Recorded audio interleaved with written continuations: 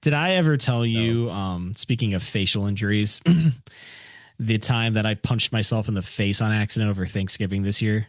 let's talk about it. So it's a quick story, Biscuits. But here's the thing. So I was at Thanksgiving at my wife's family's house, and notoriously they are a large family and getting larger. They would freak out poor impoverished African families with how many children are running around this home. Yeah. So we had 40 people Oh my on gosh. Thanksgiving. Oh yeah, Good just Lord. the average. That's the average. And I go downstairs to like take a break as I need to because good God, 'Cause you can. because Yeah. I can and I will and I must. And I go and I lay down in bed and I pull the covers up and I'm like, oh, I don't feel guilty about any of this. Nothing is Good. going to get back at me for doing what I'm doing right now because I've earned it. I deserve this. And I try to pull the covers up, but they're really tight at the bottom. And then I keep pulling and then my hand lets go, but it still is a fist. And I punched myself in the face. Right in the freaking face. And my glasses are still off kilter because of it. Like, I punched myself in the face. And I'm just like, you know what? I deserve this. Did you get mad? I did. I got mad at myself. I'm like, all right, who am I going to beat up? I'm like, wait, it was me. so I was mad at myself. Awesome. I'm like, I'm about to take myself outside. We're about to have a conversation.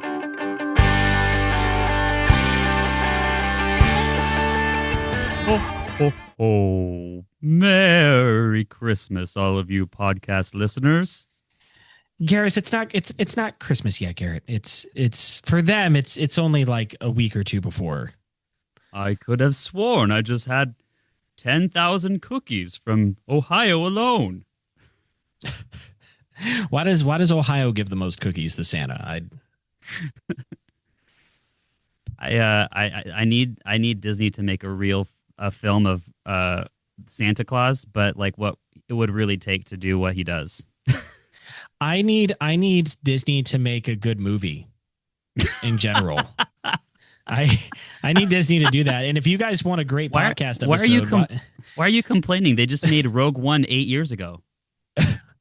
if you guys want some quality, why don't you click like and subscribe wherever you're listening to? Give us a 5-star review. And I promise we will not sell out like Disney will, nor will we go on another political religious conversation for 20 minutes of your time. We might, though. I hope. I'm wearing a hat, so yeah. Garrett's wearing a Santa hat, and that brings us to the conversation of: will you tell predestination? Your kids, will you tell your kids Santa isn't real, but also have them believe in Jesus? Let's talk about it. Great stuff. Let's talk about that. No, my answer is yes. I will. That's it's funny. I don't think we're going to tell our kids Santa exists, but I think we're also going to say, but don't be that kid in class in the 3rd grade that's ruining it for everybody else. Yeah, you will, dude. Trust me. I know you stand by your convictions and you have all of these ideas and thoughts about who you want to be as a parent, as a father. But as soon as your little girl looks up with those cute little eyes and butterfly eyelashes, all of that goes right out the window. She's going right in the cellar away from all the boys. Yeah. Imagine Elle, but it's half your face and half my face. And it's cute. And she's asking you if Santa's really fake. Did you just insinuate that we're having a child? I don't know. Elle was half me, and I just tried to make it about you, and it didn't work out like I planned. That would be the most confused child ever. It's like, I want to have joy, but I know too much. If we watched this movie called Free Willy, Dad. Yeah. If we were to do the whale seemed really happy, but at the end they just let him into the ocean and he just got eaten by a bunch of seals. Yeah. I don't know what to feel. If we were to do the fusion dance like in Dragon Ball, where they become one person for like an hour, that would be the most dysregulated human being that's ever walked this planet. Yeah. So how are you doing, brother? How are you doing? I want to start with you because your wife posted on social media that you guys were at a Mexican restaurant, and I want to know all about that experience. That happened in summer. Oh, is she like going through just the pictures of this year? Yeah. I don't know why she's doing this, but Audrey's been like uploading pictures like an animal from like our year. And it's like I don't know if she's storing her pictures on her computer and she's just feeling like making albums right now, but it's very confusing in my timeline. And I don't know if we're if we're settling into the ho humness of being married for multiple decades, or we just got married. I don't know which is what. She's Up like, is down. She's like, I just missed the man he used to be. Yeah. And it's just you holding a tray of tacos. Like, yeah. Like, I don't know whether to keep the fight going up like through midnight and like about some things that doesn't matter, or if I should just go back down to the couch and start eating cheese poofs and watching Ken Burns documentaries. Cheesy poofs. This is the second time in 2 podcasts you've mentioned Ken Burns. Like, are you on a Ken Burns kick or something? I am so excited right now, and I'm glad you said so. Isn't because he this is a releasing something conversation new? that you might be interested in for yes. Yeah. For Ken once. Burns. Yeah. That you're not just going to sit and tolerate. Yeah. Yeah. So all of us Ken Burns fans had kind of resigned ourselves to the idea that he would never do a documentary about the American Revolution. Yeah. Because it's kind of like you think he would have started with it, but he started, well, he didn't start with the Civil War, but the Civil War one is what rocketed him to stardom in the documentary world and put him on the world stage of, popularity. And you can also PBS. thank Ken Burns for that. Not Ken Burns. Oh my gosh, I just said Ken. We're talking Robert E. about Lee. him. You can also thank the people who fired on Fort Sumter. No, you can thank Shelby Foote, who wrote that 3-volume thing that I read and you dabbled in. Didn't? Yeah. It's sitting on my shelf. Yes. Not collecting dust because it's still in its perforated cardboard jacket. That's amazing. Mine is too. But if you we open got the same book, edition. we did. Yeah, at the That's same so time. nice. Yeah, and then but so we've been waiting for a long time for him to release it, and he's been saying 2 reasons why he doesn't do the American Revolution, which is the most obvious choice for him because he's like all about like America. Well, he's got a really monopolized grip on the documentaries of American culture. Right. He's done World War II. He's done Thomas Jefferson was one of my favorite ones. Probably my most favorite he's ever done is the Lewis and Clark one, which if you haven't seen that, check out The Core of Discovery. Garrett really loves Lewis and Clark. Yeah. Oh my gosh. You're all about that. Because it's like you realize he brings a story to life in such a way that makes it real, and he does it because he doesn't try to do like and then the Germans came over the hill and started shooting people. Like, you know what I mean? Like he will set it up so that there's like music playing from that time era. And then he actually just reads letters that people wrote.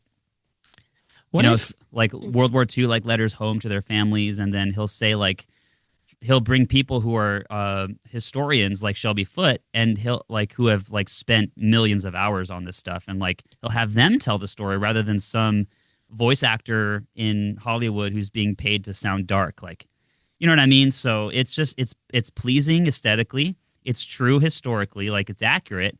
And he doesn't really accept, if you take away the Vietnam documentary he did, he usually doesn't put his own opinion into it. What if in constant contemporary life in all stories we read, there's always a part where Germans run over the hill shooting at people? Yeah, it's just happening in whether or not it's like appropriate to the era, it's just happening in the background. Yeah. And then I went to grandmother's house through the woods, tried avoiding the wolf, and then the Germans came over the hill and started shooting at people. But you know what I mean? Like watch any History Channel documentary and it's like really intense cinematic music and like you don't know if what they're saying is true. I think he gets so political about Vietnam probably because that was like the big issue of his youth. He's also a dirty hippie. So why did you sound like Cartman from South Park? You dirty hippie, get a job. Because we all have our influences in life. We do. But so what he has stated so far, because people ask him this all the time, Ken, you've done documentaries about everything. Why don't you do the most important one? And he always cites the fact that, well, it's hard because there's actually no photographic or audio not evidence. Footage. Right. So like all he has to go on is paintings and like just different letters, jaded opinions of American history and what the original founders wanted America to be, and which varies from party to party. Yeah. So don't everyone's bracing themselves. Don't worry, we're not going into political rant again. So I want to talk about how not all the founding fathers were Christians and how that gets distorted into contemporary American life. No, I'm kidding. But I was doom scrolling on my phone one night. Right. Yeah. And I started seeing in my feed, it was like Ken Burns revolutionary documentary, Ken Burns Revolutionary War. And I was like, did it really happen? And I went to PBS, and sure enough, there it was. He made it. He did Thank it. God. Yes. I'm So looking forward to it too. It's really good, dude. It's really, really good. And you know what? The most amazing thing that I like about his documentaries that I love is that he brings to life certain aspects of it that are not like over politicized, not over Americanized. They're just the facts. Like he talks about how George Washington was like a slave owner, and like dives into that world a little bit instead of it being like this marble statue character or whatever. Like he goes into like the confusion that he had over that, like, you know, forging a nation of freedom while at the same time like he owns people, you know, and he goes into like the confusing parts of like his psyche. And so anyway, sorry, go ahead. The best, no, you're fine. The best thing about, and this is why this is like, I have a lot of historical books in my bookshelf. What separates the good ones from the meh ones are they can strip down the legend to the human being. So like if you guys are like really into, like if you ever are finding yourselves wanting to watch the Ken Burns documentary, read Washington by Ron Chernow, read John Adams. No, I mean, it's up to you, right? Read just around the same time. Yeah, read John Adams by David McCullough, and then watch the John Adams miniseries on HBO. That is from the book. That's dramatized, right? Exactly. Yeah. But because that, and I love what you said, because we have this pumped up view of people that have now gone into legend. But if you take away the marble statue, you have an empty statue. But if you take away the marble statue, you know, and you really dive into that person, like they have feelings, they have emotions, they have conflicts. Yeah. Washington had so much private disdain for his own mother, and yet he had to still live with it and support her, but he was so mad. Like they're human beings, and Ken Burns does such a great job. He does it by reading their own letters. Yes, so it's not just like, and Thomas Jefferson was a despicable person because he did this. Like it's actually he's like, here's a letter that he wrote, and it says like, I hate my own life. Yeah, it's Thomas Jefferson was grunge before Nirvana. Right. Because there was no rock and roll, but I'm pretty sure he would have been like on the Warped Tour. Yeah. But one of the things that's interesting about this documentary that they're explaining is that the American Revolution. You can tell me if you disagree with this or not, but the American Revolution is made out to be this like noble cause of like, man, we had the first idea of freedom, even though we didn't. Right. And it actually was not so much of a noble cause that every American agreed with. It was actually more of a civil war, because at the time, half of the people in the states didn't actually want independence. They wanted to stay loyal to the king, and they were like, but that's where our food comes from. I fully agree with you. Yeah, and you don't think about it that way. You don't, because the people who disagreed were eventually shipped off back to England. You're totally right. Like when the American Revolution happened, you had a lot of sympathizers called Tories. They were loyalists who still believed in the crown. Yep. And they would literally like host and shelter British troops in their homes. The South, especially with the ratification of the Declaration of Independence, was very difficult to get to sign on because, number one, the slave question, and then two, like a lot of them were like, no, we still sympathize with the crown, and what's in it for us if we support you. That's right. How a lot of the ratification of those type of documents happened. It tells a story. This is really interesting. The story from slaves' perspective too, and they kind of explain that like, a lot of documentaries, though they don't say this directly, but I'm saying it, make it out to be like, we're fighting for our own cause, for our own freedom, because we believe in this. But actually, it was more along the lines of, how are we going to get paid? Exactly. And they were not fighting for ideals. They were fighting just because, like, well, England's offering me this much money, and Virginia is offering me this much money. Yeah. So we're gonna fight for England, and it was like Exactly. it had nothing to do with like some noble ideal. Yeah, and so it's just really good. I recommend it. Yeah, I got two things. Number one, I can't wait for the part of the documentary to be like, everything was bleak until the French arrived. Yeah, right. I can't wait for that part because you have to thank the French for this country. I don't. Unfortunately, you have to. Well, you don't have to, but you should, even though I don't like to. And then the second thing was there's this funny story about John Adams. He was very nervous about, okay, well, what happens if we lose? Yeah, right. Who's going to be pardoned and who's going to be hung? And he was like pleading with people like Benjamin Franklin, like, let me go talk to the British. I can't remember the exact story, but he goes because the British wanted to eventually have like a cessation of like, hey, let's stop fighting. Yeah. Let us round up the people who are doing this, and we'll let many of you live who have signed the Declaration of Independence and all this stuff. And John Adams was a part of that conversation. Eventually ended with like, no, we're not giving up. We're going back. We're going to prolong this. Come to find out at the end of the war, they found the list of people the British were going to kill, and John Adams was on it. So it was one of those things where it's like, well, it's a good thing we didn't quit. Yeah, he's an interesting character too, because he's basically the only one of the only people who had like common sense removed from like his heart. So it was like, everyone, don't forget, we could do this, but we're going to reap what we sow. And then in the background, it's just like, Yankee Doodle! Exactly. And they all just like charge like with bayonets, and he's just like like carried away. John Adams was a big part of it because Boston was getting it the worst. And he's from Massachusetts, so it's like he was a fervent like, no, we need to continue fighting. When other people, so the Southerners, were like, well, can't we just kick him in the shin a little and show them that we mean business and get representation? And John Adams like, we just tarred and feathered a tax collector in the middle of town square. We're not giving up, Robert. Like it was so it was so like it really was like a civil war. So people don't ever really think about the American Revolution as like an internal dialogue and struggle between Americans. They look at it like, oh yeah, we were the first people who ever had the idea that you could vote and like not have a king. Like and that's why it worked. It actually was really difficult, very long, very drawn out conflict that was not at all certain in any way, and people like to think that it was. He removes the iconic aspects of certain stories. So like, for instance, the Boston Tea Party, he didn't even say Boston Tea Party. He just described what happened, and it wasn't like, and now we're going to talk about chapter 6, the Boston Tea Party. Like it was, he just told the story, and then at the end you go, oh, I guess that was the Boston Tea Party. Have you seen this already? I'm in the middle. I didn't even know it was released yet.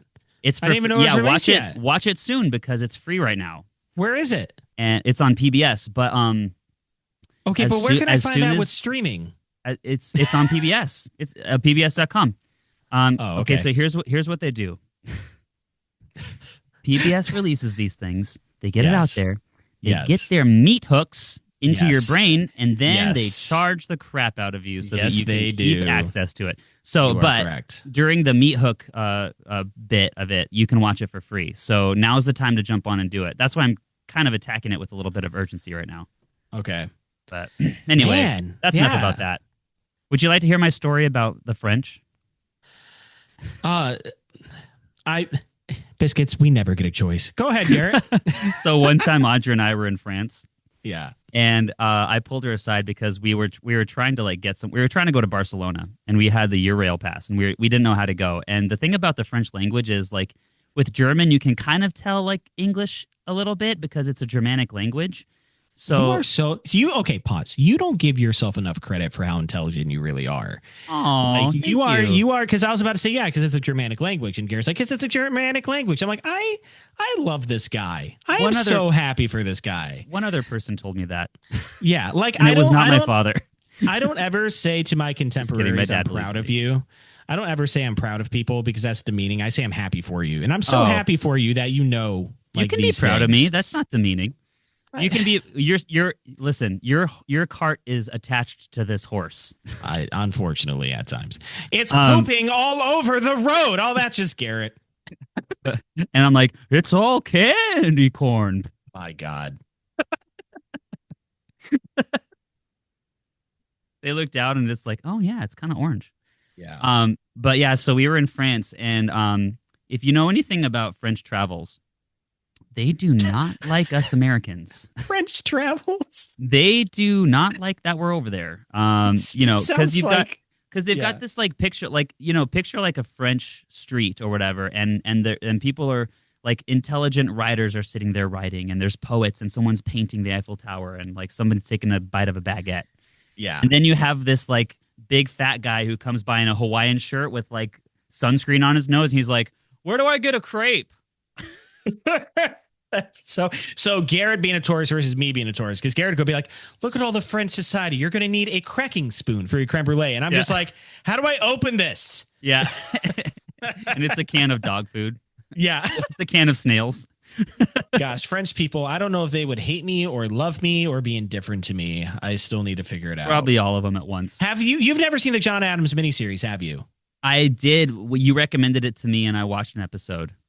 When he goes to France, they're just staring at him like caked in makeup, and he's like not getting it. Being in France, he just doesn't understand. It's awesome. It's really funny, actually. It's really funny. Yeah, he's just like standing like this, like by the Eiffel Tower, and the camera's zoning out, and he's like, "Someday we will forge a society of freedom, just as the French have done to fight for their own selves. And then they're like, "Hey, John," and he's facing the other way, and they're all like walking the opposite direction. He's like, "Oh, I just want to let you biscuits know that the Eiffel Tower wasn't actually in France at the time of John Adams, but you know what? That's interesting. I think it was the fair. There was like a Paris fair, World's Fair. They made it, and then they just were like, "Hey, this is going to cost a lot of time, management, and money to tear it down. Let's keep it." Okay, yeah. And that is how it was born. And that is the story of Christmas. There's just like 8 reindeer, just like trying to like climb it. Yeah. So I warned Audra. I was like, "Hey, listen, these people do not like us. We need to be nice to them." And the only thing I knew at the time was that if you actually walk up to them and speak their language a little bit, they actually will be helpful to you. Okay. Because the one thing that Americans don't do is learn one word of French. It's so true. Parlez-vous français? And they're just like, and light a torch. Yeah. They're like, get the guillotine out. Every episode, Garrett. Every episode. We're here. So this particular moment, Audrey had been voted to go and speak with the French. Fun. And I reminded her, be nice. And you've met Audrey. There's just a flashback to all the different things of like just things in general. It's like, yep, we've been acquainted. Yeah. And all of them that end with you being slapped. Yeah, it's just slapped over and over and over and over and over again. Just in different scenes, different clothes, different times of the year. One of them you're in a clown costume. The next one you're at Palooza in your Palooza shirt. And the next one you're just in a headstock and she's just hitting. Yeah, she's just slapping. It's just nonstop slapping. So she goes up to the ticket counter in the train station, and she's like, "We need to go to Barcelona." Uh-huh. And the guy, we need to get out of here? No, Barcelona. And she goes, the guy goes, "We don't have any trains there." And she was like, "You don't have a single train going to Barcelona?" And dear like, God, we don't know what to tell you. This. We look at the schedules. There's nothing. Yeah. And she comes back and she's like, "They said there's no trains." I was like, "I literally have a line on this map. It says Paris, and there's a line going down to Barcelona. Go show him that." Yeah. So she goes back, doesn't take the map, and she's like, "Listen." Oh, no. Gosh. Oh, no. I'm not trying to be rude. We need to get there. And he's like, "I don't know what to tell you." And he just like closes the thing. Yeah. So as his tradition. Yeah. So she comes back and she's like, "I don't know how we're going to get there." And I was like, so I walk up to the counter and I'm like, "Bonjour." And the guy's like, "Yes, sir. What can I do?" And I was like, "We need a ticket to Barcelona." And he goes, "Okay, right away." And he starts no, like, shut up. That it. Never happened. It did. It did happen. No. Yeah. Same guy. But he didn't know that we were together. Okay. So wow. Yeah. If you're ever in Paris, threw your wife under the train. Yeah, she knows what she hardcore. did. Yeah, man. Oh my But gosh. Can you really blame an American for being an American? I mean, Yes. let's just. Yes, I can. Yeah. All right. So I have an update on my son. Awesome. I'm doing great. Thanks for asking. So I asked you how you were doing. yes, and then I first wanted to talk about you going to a Mexican restaurant, and then we went on the deep dive to the American Revolution. Sure did. And out of this country too. Yeah, it was great. So my son has decided what his profession is going to be. That's how we keep moving on. We're just moving on. All right, go ahead, Garrett. Yeah, that's fine. Graham is going to be an artist. Okay. All right. Yeah, that's what he told me. He said, Dad, I know what I want to be. And I said, a Pokemon trainer. And he said, no. That was yesterday. Yeah, that's good. But actually, he's been on this for quite a while. He's decided that he's going to be an artist. And he drew a piece of art. Would you like to see it? What on earth is that? Can you guess where it is? They are at Cedar Point. It's Cedar Point. This is Cedar Point. Look at me. I'm good at child psychology. Look Isn't at that. Isn't it good? It's definitely by a 5-year-old. Look at the person on the second cart. Is he flipping them off? Yes. I bet Audrey was when so I proud. saw that, I was teacher. like, "Oh, yeah, I'm so proud of you, son." This is a picture of me on Magnum XL 200. I love Magnum XL, dude. That's what it makes me want to do. Just flipping off other people. I love how that's what he gleans from Cedar Point. He's like, that's where we go to flip people the bird, Dad. Did I ever tell you the second time that they forced me to go on it? You forced me the first time. You don't like it? What's that look? What do you mean? I've never been closer to quitting this podcast. What on earth? Wait, have you said many times you don't like it and I just don't remember? I hate it. Why? I think it needs to be expunged from society. What are you talking about? It's like one of the best ones. We went on it during Halloween weekends the other night. And I was forced to sit in the front. And I told them, I was like, listen. Okay. I was like, listen, guys, I love you all, but this is the last favor I'm ever doing for you for our entire lives. Right. This is it. It's either this or I will continue to be nice to you until death parts us. That's good. Or you can have this. Which one would you like? And they said, that's good. We want to go on Magnum XL. Yeah. So I'm sitting in the front, just doing my stretches, getting ready to get the crap kicked out of me. Yeah. And we go up the hill. It's like, did you hear that? Yep. Oh, okay. I did. Yeah. And I'm like, this is about to be a disaster. And we go down, and of course it's cold and wet, and I'm already freezing. It's like 45 degrees. Are we talking about the American Revolution again or Cedar Point? No. This Magnum XL. Yeah. And we go down the first slope, and I'm just like, oh, this is kind of yeah.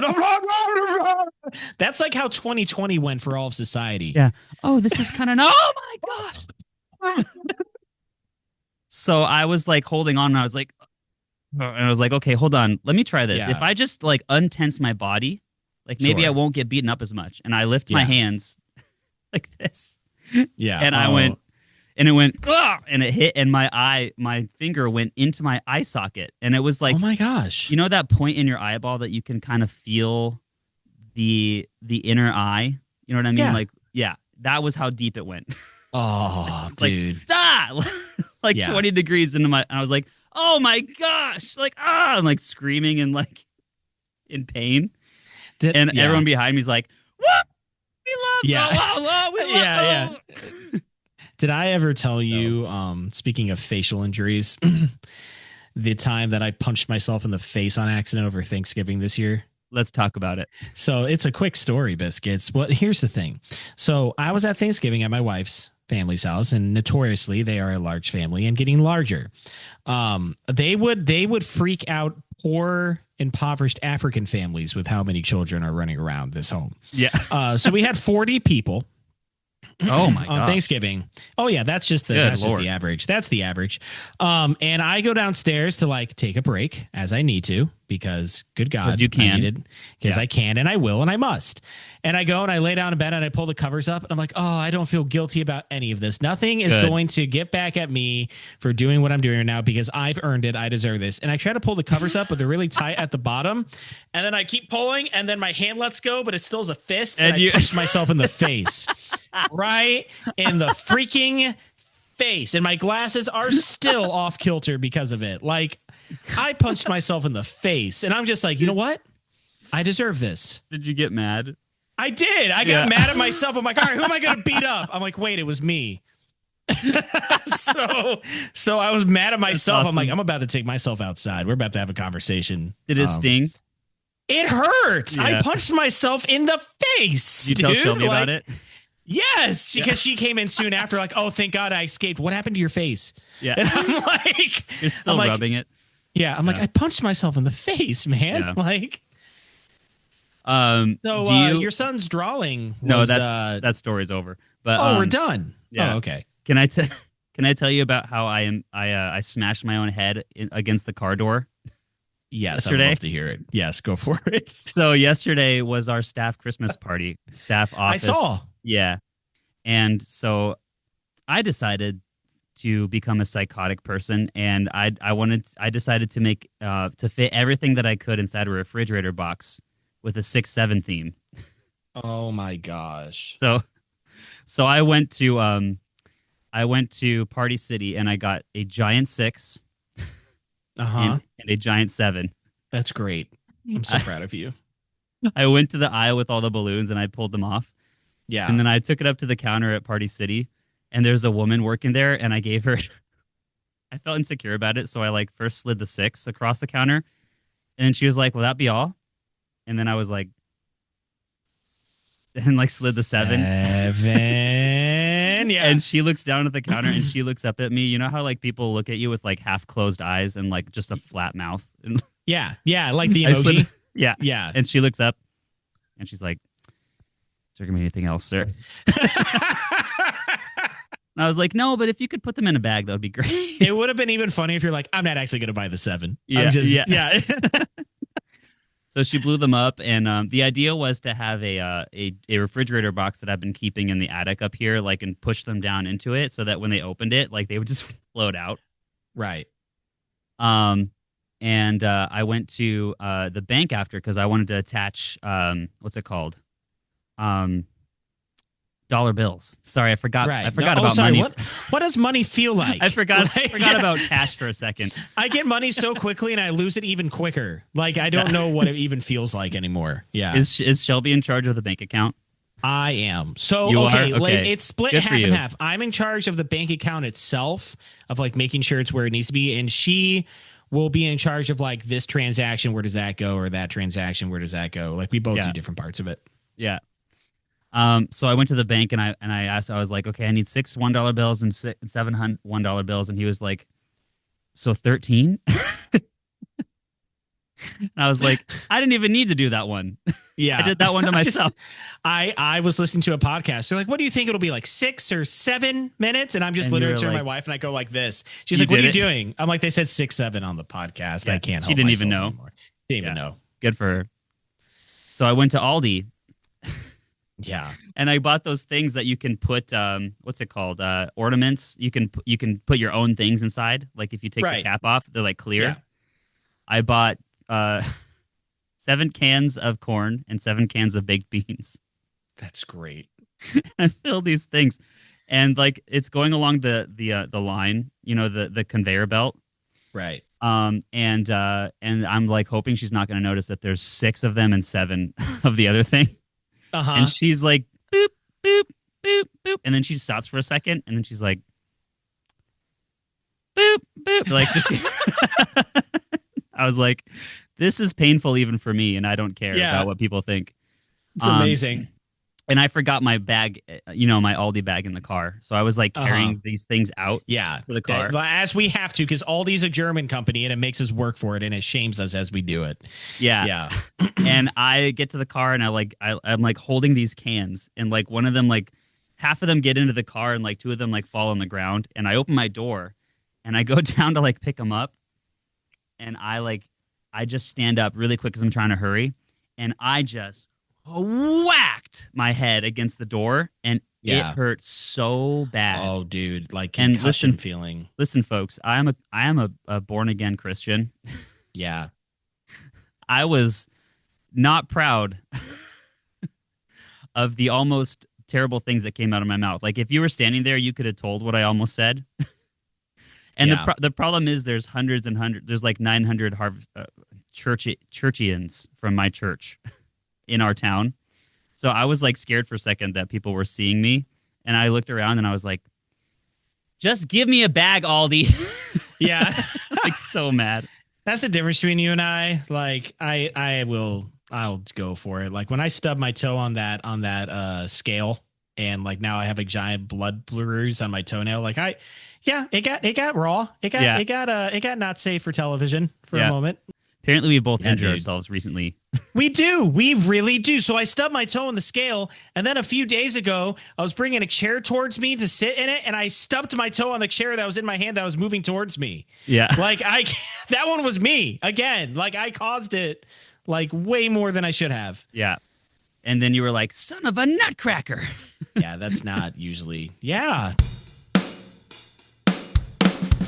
It's Seth's fault this time. Why isn't it loading? I put in the code 906329. Can I please just post all of this, but cut out the like spaces between? Yeah, you can. That's fine. So and the segment can be called Seth and Garrett Screw Up Technology. No, because I'm doing everything fine for once. Seth screws up. Yes. Go. Okay, ladies and gentlemen. Biscuits of all kinds. I hate. I'm so hate. We've done 81 of these, and for 81 and a half episodes, I have screwed up every aspect of tech. I'm full of so much hate right now. Hate. It's from Seth having to come all the way from Cincinnati to record in my office with his nice microphone, to me duct taping my microphone to a stand. To me spending hours and hours before we record trying to figure out how to get Zoom to record on top of our video feed. I got the picture. Here's the picture. It's in front of Apple. Just decided to have its like largest, most dramatic update ever, and everything's different on my phone now. But I'm so happy. So here's what happened. I decided I needed to send a picture to Seth for the next segment, and he immediately proceeded to update his entire phone. Which caused a domino ripple effect of the space-time technological continuum. The background of my phone is just black. It's just darkness. Bottom line is I've messed up everything until this point, and apparently all of those have been accruing in your tech disparity. Yeah. Okay. So what this segment was supposed to be, Biscuits, was Seth couldn't get into his email. He couldn't get anything to work. The Audacity file crashed multiple times. Everything has brought us to this moment. And this moment is Garrett wanting to share with us when you type in our Banter Gravy name into Google, what Google AI says about it. Yeah. All right. Are you folks ready? I don't even know if I am. Who knows really what's going to happen? Yeah. So yesterday, for some reason, I don't know why. I can't tell you why. Yeah. I just decided to find out, after all of this work, after 80 episodes of doing this, if we had made some sort of dent in the internet. Mm-hmm. So I said, you know what I'm going to do? I'm going to go to Google, and I'm just going to type in Banter Gravy and see what happens. Because in June 2024, it would have been like nothing. But here's what's been anything. Here's what's happened after a year of hard work. Ready? Banter Gravy primarily refers to a popular. Okay. I'm already laughing. Yeah. Says who? The Hollywood Reporter? Sports Illustrated? The internet says that. Yeah. Oh, does it? Well, okay, here's the thing. Where did that come from? The internet also told me. The internet also told me my headache was a form of incurable cancer. Oh, that's right. Yeah, so I'm so believing the internet right now. A popular clean comedy podcast by hosts Seth Meyers and Garrett Gitchell. Isn't that so cool? Look, our name is in lights. In blue. Oh. So the FBI can see it better. In toilet cleaner blue. Yeah, that is toilet cleaner blue. You are correct. Yeah. Offering nonsensical, casual chats. Great. As gravy for your weekly biscuit in quotation marks, but it I also think you metaphorically, wrote that, right? I don't even know, describes adding but it also metaphorically describes adding richness, meaning banter, to something simple like biscuit/life. Did we coin a phrase? Because you can, because you know that show that Neve, what's his name, did on MTV called Catfish. I don't know. I'm like, you know what catfishing is, though, right? Yes, I do. Yeah. Yes, that I know. Because that show exists. So that term didn't exist before the show. So what if like the biscuit to life metaphor was born from us? Then we want our royalties. And then I love how it goes on to say, though you can find real recipes for gravy from chefs like Tom Kedridge or Brenda Gant if you're hungry for actual food. Yeah. It's like, so anyway, now on to the things that are really on the internet. Seriously. The pot, and then so it does have another section. You can click the link, which I didn't do, but it says the podcast. What's that punctuation that looks like a wave on either side? Parentheses. Good parentheses, God. colon. Oh. A concept. A weekly podcast featuring casual, funny conversations between two friends. That's true. Yeah. Seth and Garrett, meant to be a stress reliever. Unless Is that what we are? Unless you listen to the politics religious segment we did last episode, then it was a stress giver. Yes. For sure. Yeah. We're just at a wedding, and it's like, someone's like, I object. And it's just Rob and Squiggy up at the front getting married. And they're like, what? Name origin. In the first episode, they discuss how Seth came up with the name Banter Gravy and comparing their friendship and chat to rich gravy on a biscuit. Isn't that so cool? I do love that. That's so it's cool. frightening. It is a frightening thing that the internet listened to our episode, and it got that from our first episode from AI. Isn't that amazing? The internet listened to our episode, and it didn't try to end its life. It decided it wanted to stay.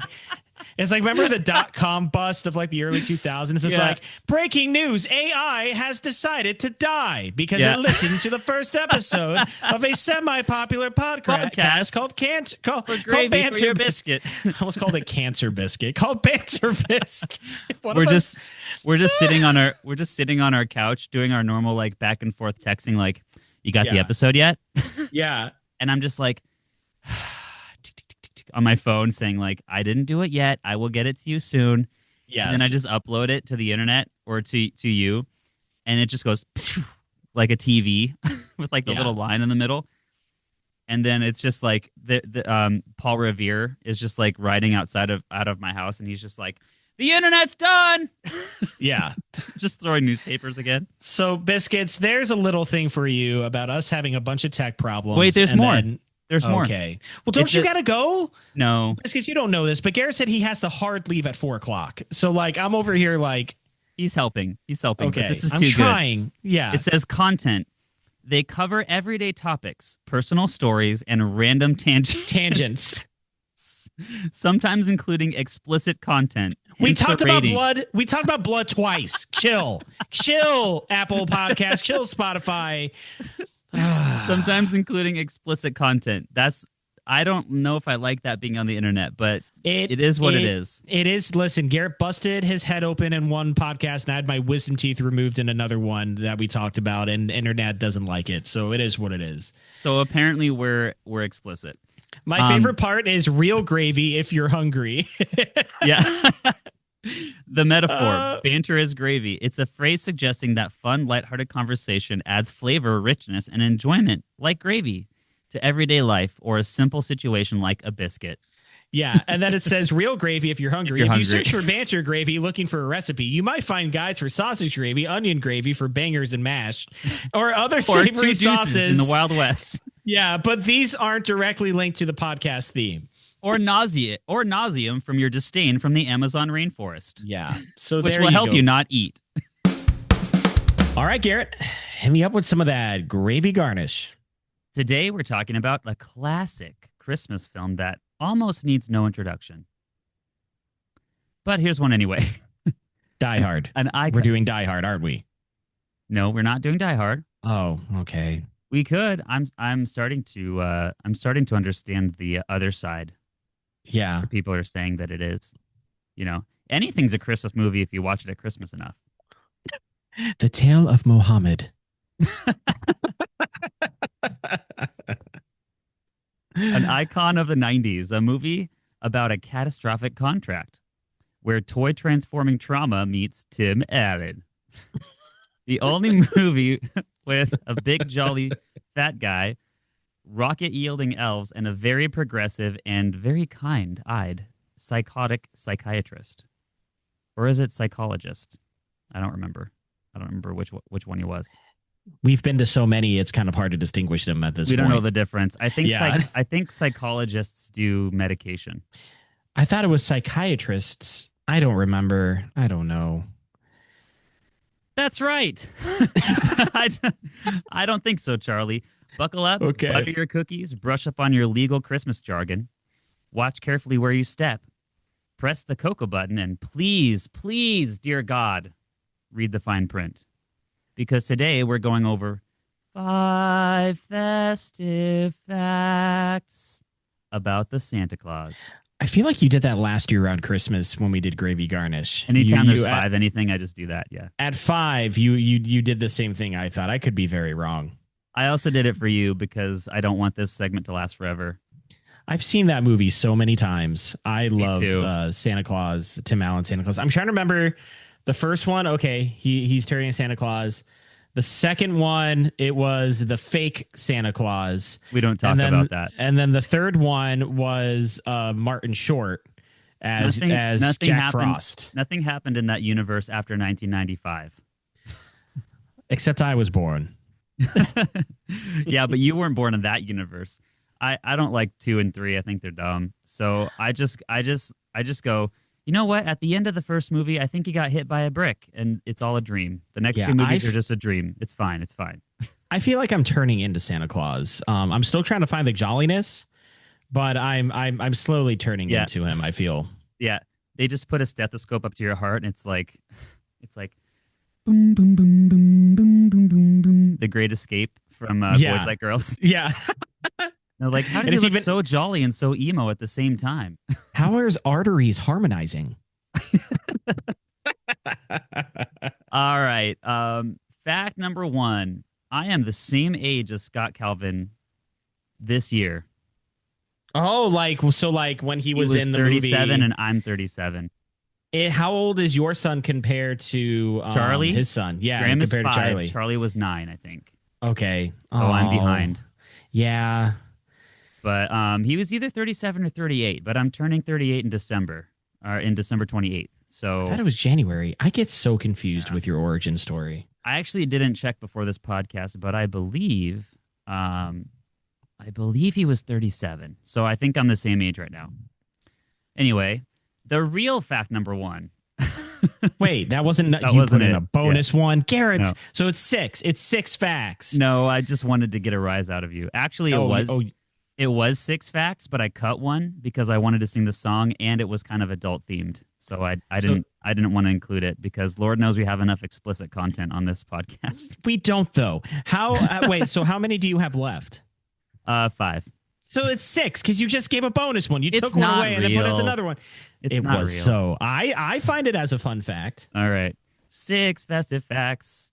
Yeah, it doesn't sound as good, does it? Yeah. No. It's hard to picture the role of Scott Calvin being played by anyone other than the real tool man himself, Tim Allen. But the television star had never headlined in a film. And he wasn't the first or even the second choice for the role. Actors Bill Murray and Chevy Chase were both offered the role of Scott Calvin. Both turned them down. Bill Murray would have been awesome. Yeah, I think so. Murray did not find the script's humor to be in his wheelhouse, which I can respect. If you don't know you're going to be funny, then don't do it. Good point. Plus, he was hesitant to star in another holiday film after 1988's Scrooged, which I don't know about. I don't even recall that one, so it's just like you probably should have done Santa Claus. But if it doesn't fit your, it's like telling us to go on to a podcast, a comedy podcast, and host it for one time, but it has to be a certain way. I don't know if we'd be We're like, capable. I think we'd rather talk about I think you'd rather talk about lost wiener dogs in the Australian wilderness. Yeah, rather than 8 different cakes that sound amazing. Chase declined the offer to play the title role due to scheduling conflict. And this makes me really sad. Tom Hanks was actually offered the role. Ooh. And he declined that could have been pretty good. Tom Hanks could have been pretty good at that. Mel Gibson and Tom Selleck were also among those who declined the role as well. Tom Selleck would have been awesome, dude. Mel Gibson, I don't think he would have been funny. About. Yeah. I think Tim Allen has enough like realism that his sarcasm still comes back. Like it's snarky, but at the same time, like you can build a character off of it. He was perfect. Let's just be honest. Yeah. And so the Santa Claus became responsible for rocketing Tim Allen to #1 in the country and the world. Literally, he struck gold by taking the role of Santa because for one glorious week after its release in November, Allen had the #1 movie at the box office, the #1 rated TV show, Home Improvement, and the #1 New York's best. I said that wrong. The #1 New York Times best-selling book, all 3 at the same time. It's amazing, dude. That doesn't ever happen to anyone. I have the same type of week when I cook 3 days in a row. Shelby, you just walk in and she's wearing like a nice dress with an Oscar. Yeah. And she's like, "Congratulations, you are now the #1 teacher in the county, the #1 husband, and responsible for our dinner." All the ingredients are still at the grocery store. Stand by. Number 2. Fact number 2. Most hidden Mickeys are stashed within Disney parks around the world. But one made it into the Santa Claus. Near the end of the film, when Scott and Charlie are leaving the North Pole and take their second annual Santa flight, the sleigh passes by the full moon. Look carefully next time you're watching at the moon's geography, and you'll see Mickey effing Mouse. Easy there, pal. That's the monolith of all Disney. I liked Neil in the movie. I thought he was an interesting. Like I like the actor rather. I like the actor. Oh, okay. Who plays him. Yeah, sorry. I was like, am I gonna? I haven't quit this podcast this episode yet. Is this when it's gonna happen? Yeah, you liked Neil. Neil? Yeah. I don't know if I should be associating with you anymore. We would have been the type. We would have been 2 elves in the movie who been like, "Oh, so you're Neil, huh?" Yeah. So we would have been the 2 elves that were responsible for rescuing Santa from the jail. But then when we rock it and we're like elves with attitude, and then it just cuts to us a shot at a pizza place. Yeah. I picture, and you're like, you had to get the cauliflower pizza, didn't you, Garrett? Yeah. I just feel like we're elves with attitude, and then it's like a back footage of the entire building, and out the window you just hear glass break, and we just fall and hit the ground. Yeah. Fact number 3: playing the Santa Claus portion of his role, Allen underwent 4 to 5 hours of makeup and prosthetic applications to transform into the jolly old man. Don't we all? Yeah, it takes me 30 years to get to that jolly old man. Yes. My makeup takes at least 2 hours every morning. I'm in the chair at 5 o'clock stat, every morning. You wouldn't be able to handle somebody touching your face for 5 hours every day. You would 100% punch them. I'd donkey kick them. And if it was me, yeah, it's just 2 back legs going up and right in someone's face, just boom. And if it was me, it would take 5 minutes. Yeah. I'd just be like painting your eyelashes and be like, "So how's school?" Not now, Gitchell. Yeah. You're like, all right, so 6 out of 10. I have to be jolly for this scene. Yeah, I would be. Oh, man. Add 2 hours to remove it all after the day's filming, and we're talking 6 to 7 hours. I was just waiting to see if you're going to do it or not. No, I'm not. That number is dead to me. I'm not even. It wasn't on purpose. I didn't. It was type on accident. purpose. Yeah, no, you're Well, fine, man. yeah, I was just giving you an opportunity to jump in. I wasn't. I wasn't taking that one. Hours a day spent applying. Did you see how I jumped back on track? And Yeah, go on. unapplying makeup and prosthetics every day. Part of Alan's prosthetics included multiple fat suits, which he wore during the filming and in the middle of summer. Oh So my you gosh, thought you yeah. had it rough in your little hut at Kings Island. The latex in the prosthetics gave Alan heat rashes, scars, which he currently has today, scratches, and infections. Due to those real and really uncomfortable job hazards, Alan's time spent in the full fat suit was limited to 6 hours a day by his legal team. So all that means is they couldn't handle him complaining anymore. So they told, you know what, Disney, you're done. You're done making these decisions. We're limiting him to how much time you have with him.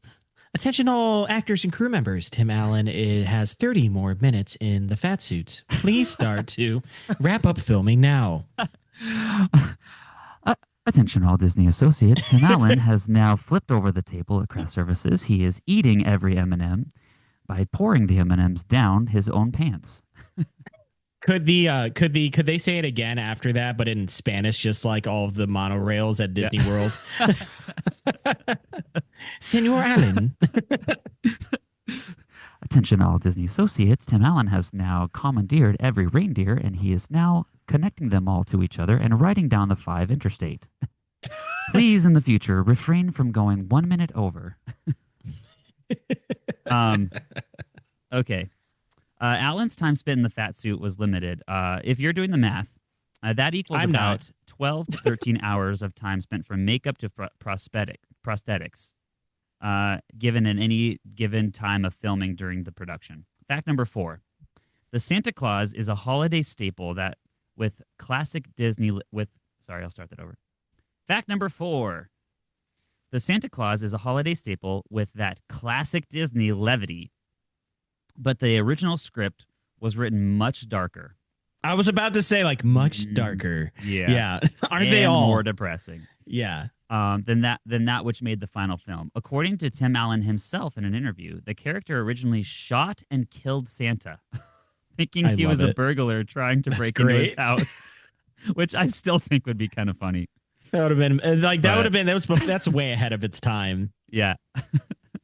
Aside from this shocking moment, Scott's son Charlie had a very large role in the film, larger than the current one he has, exploring the confusion, heartache, and pitfalls of living in a broken home around the holidays.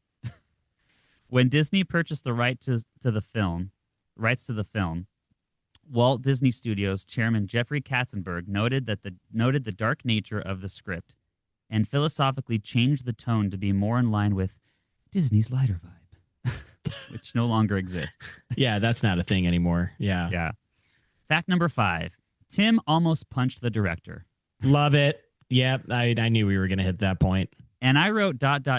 because earlier today my kids got lost in the building and I had to go find them. All right. So that's where we're just going to leave that one off. So basically I didn't get to finish writing this fact. But so you know the scene where the doctor puts the stethoscope up to his heart and it's like it does jingle bells? Yes. Well, if you watch that scene again, there's a part where he's running on the treadmill. Yes. And it cuts, and you like look at his face, look at his eyes, and if you look close enough, you can see fire and embers burning. So basically, what happened was he's running, and you know how I mentioned earlier how like it was attached to him with like tape and like pulling at his skin and ripping skin off. Well, the director really wanted him to run on the treadmill, and he was like, "I'm not doing that," and he's like, "You're doing it. We're paying you millions of dollars. You're doing it." Yeah. And he was like, "I'm not doing it." And he was like, "That's where you're wrong," and pressed the treadmill. Yeah, pressed it on at like 5.5 miles per hour. Like, here so you then go. He's like, "All right, action." Oh my gosh. And if you look at his eyes, it's like you can tell like he's visibly like uncomfortable and angry. So apparently what happened was he jumped off the treadmill and took a swing at him. Like right after that shot, like, and he tried to like fight him because it was like so painful, like he wanted to stop, like he couldn't do it anymore. And they actually had to dismiss all of the children on set that day because he was like ranting and raving and cussing and like he was like really really agitated to the point where it was like unhealthy for children to be around. So it's like, but it's like, Tim, like this is your big breakthrough. Like if you say, Seth, we're going to pay a couple $1 million, wear a fat suit and run on the treadmill for this scene. I wouldn't even wear the fat suit. Let's be honest. We all like to think that like $1 million or whatever would be enough for us to do anything. But everyone has a breaking point, right? So like at a certain point of like, 3 months of filming and it's like 6 hours in the chair every day. And then like you have all these scars and like you're in pain and like there finally is a last straw. Like for everybody, where you go, but $10 million, $10 million though, like have all your skin ripped off. I don't know. I'll do it. I will too, but I'll also probably punch someone because that sounds horrible. Yeah. The end. All right, Banter Biscuits, if you guys find yourself in the holiday cheer, click like and subscribe wherever you are and give us a 5-star review. And if you're not in the holiday cheer, click like and subscribe wherever you're listening to and give us a 5-star review. And maybe that'll change your mind.